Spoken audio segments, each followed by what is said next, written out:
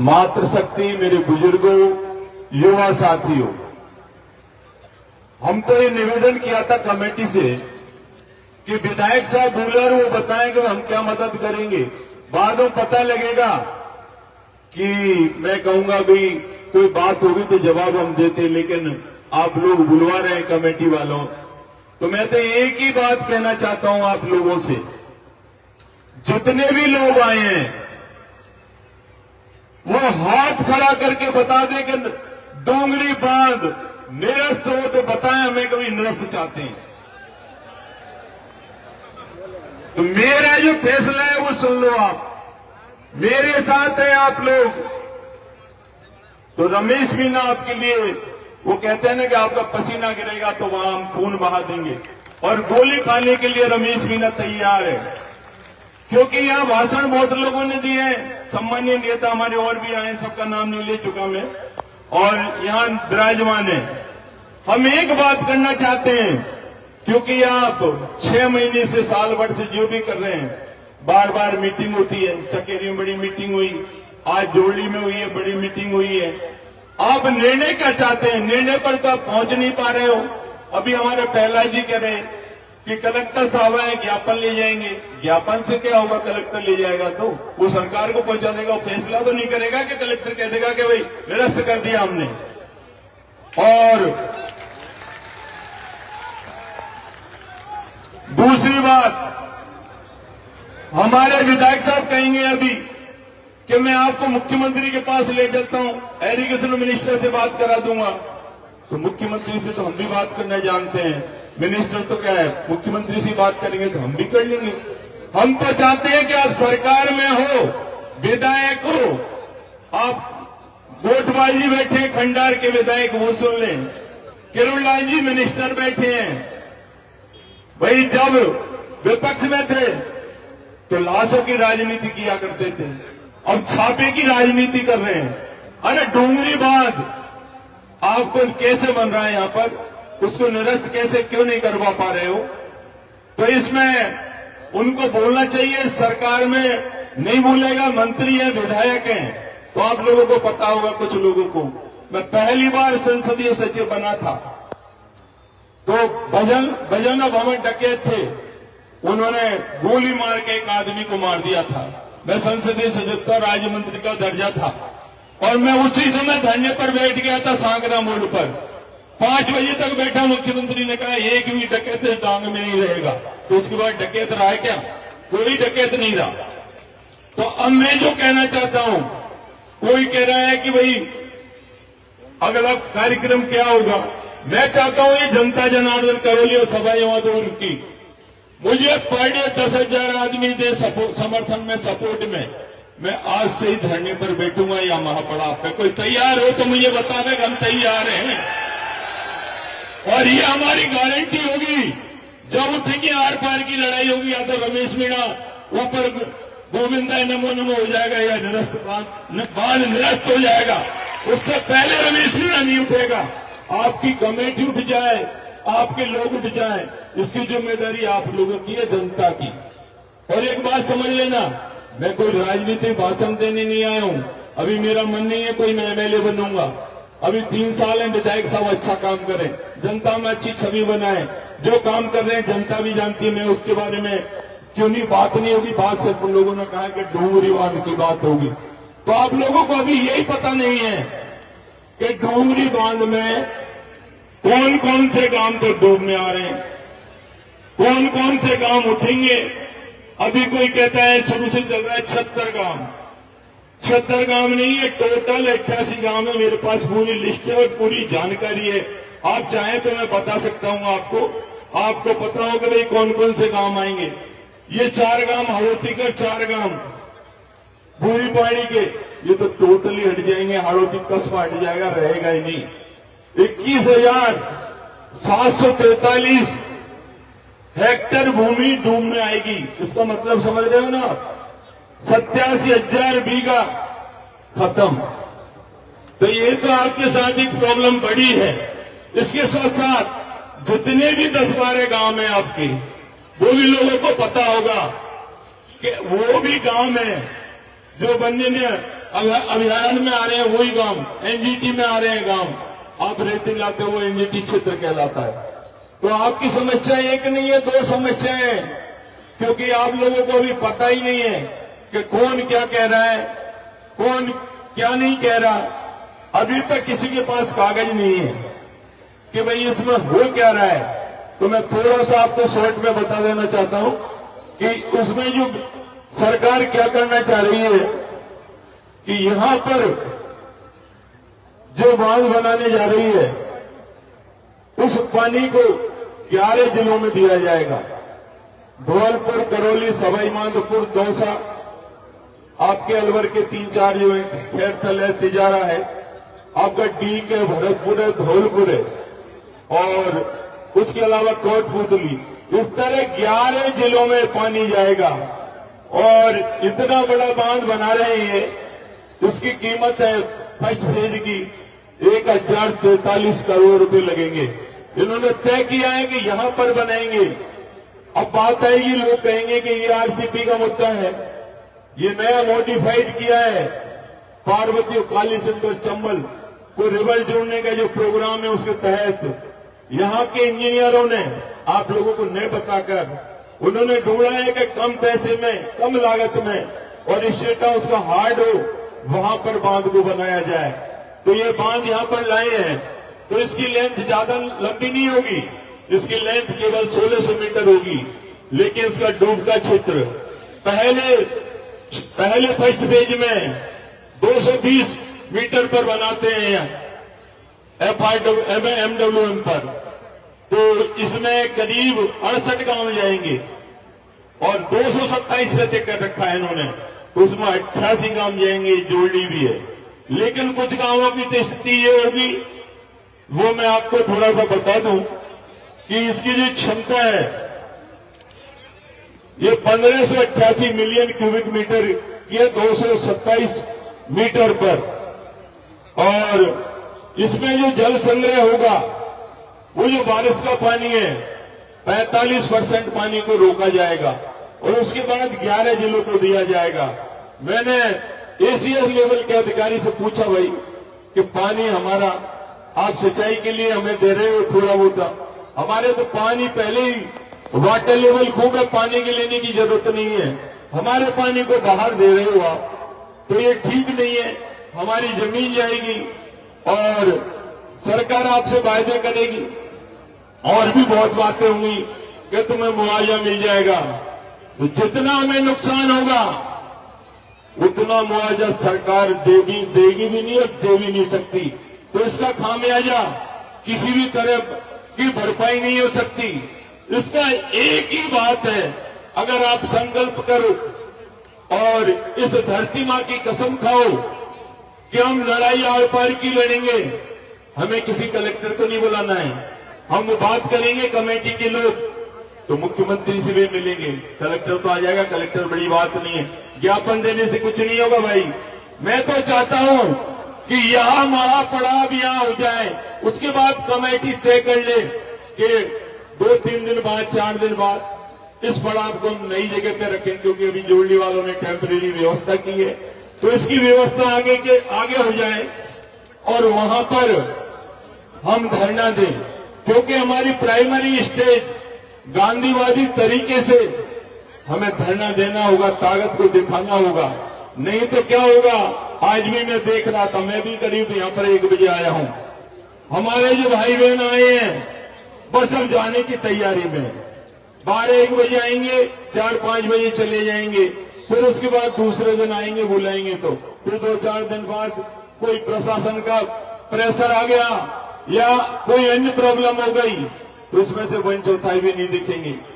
लेकिन मैं आपसे कहना चाहता हूं, ये छोटा मुद्दा नहीं है, बहुत बड़ा मुद्दा है और आसानी से नहीं सुलझेगा, क्योंकि मुख्यमंत्री जी भी बात करने के लिए तैयार हैं, हम उनसे बात कर लेंगे, कमेटी बात कर लेंगे, पंच पटेल बात कर लेंगे, इसकी अगुवाई पंच पटेल करें। हम नहीं कहते कि हमारे नेतृत्व में धरना दिया जाए, पंच पटेलों के नेतृत्व में जो लोग इससे ग्रसित हैं वो लोग आगे आए, क्योंकि हाड़ोती कस्बा बैठा है, उनको पता ही नहीं है, अभी रूपपुरा है, पदगौनपुरा है, एकट है, किराड़ी है, ये तो बिल्कुल उठ जाएंगे। पूरी पहाड़ी है, आपके वीर जो जो काम है वो बिल्कुल उठ जाएंगे, सबके नाम मैं बता दूंगा आपको। और इसमें जो भूमि आ रही है आपकी वो भी मैंने बता दिया। इसमें रेलवे के भी मलाना स्टेशन है, मकोली है, इसके बीच में 2 पुल जाएंगे। उसके बाद मोरल नदी पर जो डीमोदर रेलवे स्टेशन के बीच में है एक पुल, यहां भी नया बनेगा। तो रेलवे तो 4 ट्रैक बना देगी। लेकिन इसमें सबसे महत्वपूर्ण बात है कि कोर एरिया फॉरेस्ट का आ रहा है, जिसको इको सेंसिटिव जोन जिसमें कहते हैं कोई भी क्रियान्वित कोई नहीं होगा काम, वहां भी इसकी भी जमीन जा रही है। सबसे बड़ी बात है सरकार में जो लोगों ने मैसेज पहुंचाया है कि किसानों की भूमि कम है, सरकारी भूमि ज्यादा है और कुछ बफर की है। और दूसरी बात ये सामने आई है कि इसका विरोध, तो आप कान खोल के सुन लें सब लोग, कि इसका विरोध किसान नहीं कर रहे हैं। ऊपर जो बात पहुंचाई गई है कि इसके लिए बजरी माफिया है, बजरी वाले नहीं चाहते। तो हम तो उन लोगों को भी कहना चाहते हैं जो बजरी के लिए रास्ता बना रहे हैं, बजरी को लाना चाहते हैं। अरे बांध नहीं बंधेगा तो बजरी भी आ जाएगी और भी काम हो जाएंगे। तो इसमें भाई काम करो, लोगों की मदद करो। और हम चाहते हैं किसी भी कीमत पर डोंगरी बांध रद्द होगा और होके रहेगा। जनता का साथ चाहिए, समर्थन चाहिए। हम कोई राजनीति नहीं करते, हम आगे लेना चाहते हैं। हमारे विधायक साहब आगे आए, कंडार का विधायक आगे आए, किरोड़ी लाल जी हैं वो आगे आए। बातें तो बड़ी बड़ी करते हैं कि थूक के चाटता नहीं हो, चाट लिया फिर मंत्री पद पर वापस आ गए। तो ये बात नहीं बनेगी। चुनाव आता है तो जूतियां उठा लेते हैं पंचों की। अब बात क्यों नहीं सुन रहे भैया, आप सामने क्यों नहीं आ रहे? क्योंकि मैं बात बोल रहा हूं वो खरी खरी बोल रहा हूं, किसी के नहीं है। मेरी गलती होगी, मैंने गलती की, लोगों ने माना जैसा, हमें चुनाव हरा दिए, कोई बात नहीं। बहुत अच्छी जनता का अच्छा निर्णय है, इसमें कोई बड़ी बात नहीं है। जनता सबको मौका देती है। हंसराज जी को मौका दिया है तो आप चरण ठोक में मत रहो, श्री चरणों में ठोक मत लगाओ, जनता का काम करो। ठोक लगाने से काम नहीं चलेगा।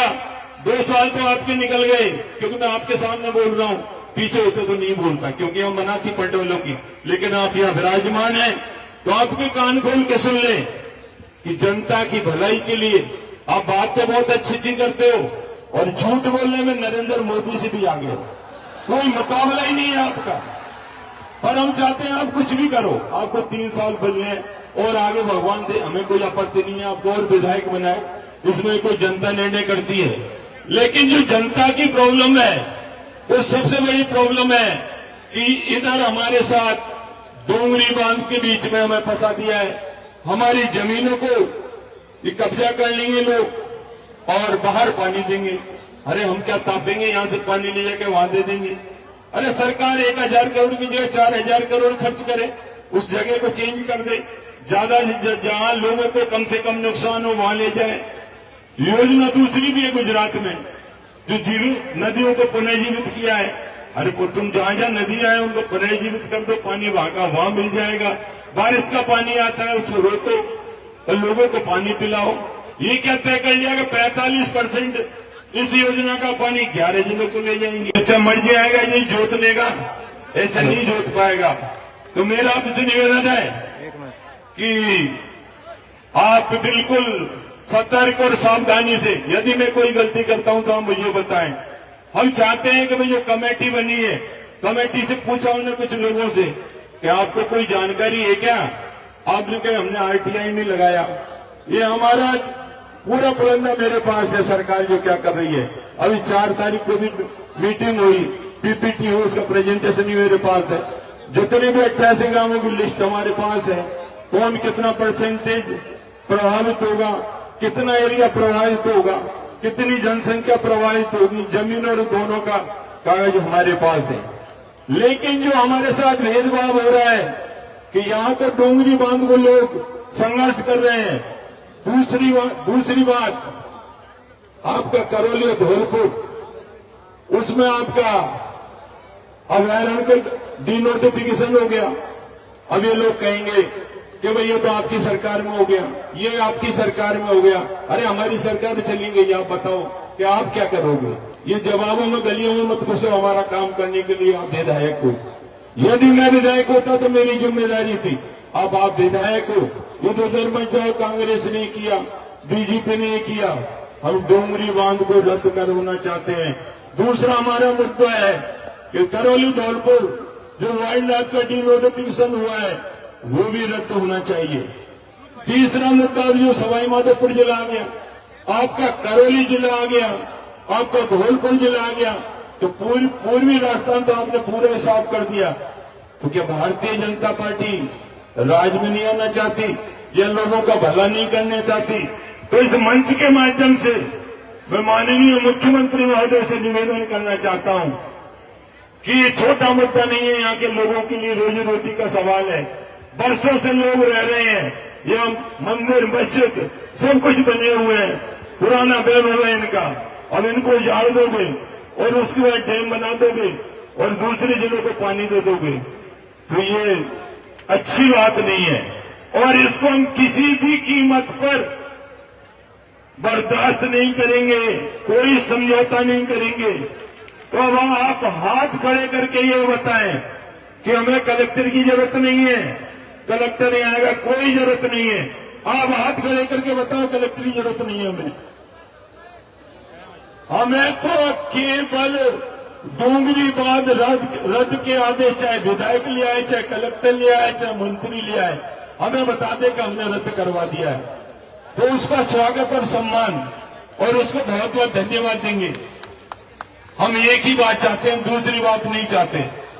तो मैं आप लोगों से निवेदन करना चाहता हूं, ये पर्ची लेके खड़े हैं, पर्ची हमारे नेता बोलेंगे, बैठे नरेश जी हैं और भी हैं, टिकैत जी हैं, अपनी बात कर लेंगे। लेकिन मूल, क्योंकि ये लोग हमारे सम्मानीय आए, आप लोगों ने बुलाए, बहुत अच्छी बात है, लेकिन लड़ाई तो तुम्हें लड़नी पड़ेगी। मुझे भी कह दो कि मैं कल आ जाऊंगा, जब बुलाऊंगा, जब मैं जिंदा मुर्दा तुम्हारे लिए दफन हो जाऊंगा, बातों से कोई काम नहीं चलेगा। यहां पर आंदोलन करना होगा, यही महापड़ाव डालना होगा अगर निर्णय चाहते हो तो। और निर्णय नहीं चाहते तो आप मुख्यमंत्री से मिल लो, प्रधानमंत्री से मिल लो। सरकार की योजनाएं ऐसे आसानी से नहीं रोकती है, क्योंकि सरकार भी जब प्रेशर डालेगी तो पंच पटेलों को भी तोड़ती है, दूसरे भी हथकंडे बनाती है। बीजेपी कांग्रेस के नेता भी आएंगे, वो टिकट बांटेंगे अभी पंचायत राज की, और उसको भी खंडित करना चाहेंगे कि ये जो योजना चल रही है, जो स्कीम चल रही है, इसको हम कैसे खत्म कर दें, आपस में लड़वा दें। अधिकारी भी तुमसे बात करेंगे, हमसे बात करेंगे, चिकनी चुपड़ी बात करेंगे। तो ये बड़ा निर्णय लेने का समय है। अब मैं थोड़ा सा आपको बता दूंगा अगर समय है तो, कि कितने गांव जाएंगे, नहीं लोगों को पता नहीं है, तो भाषण दे रहे हैं, तो अगर नहीं बोलना है तो रख दूं मैं, आप कहो तो नहीं बोलो भाई, बता दो।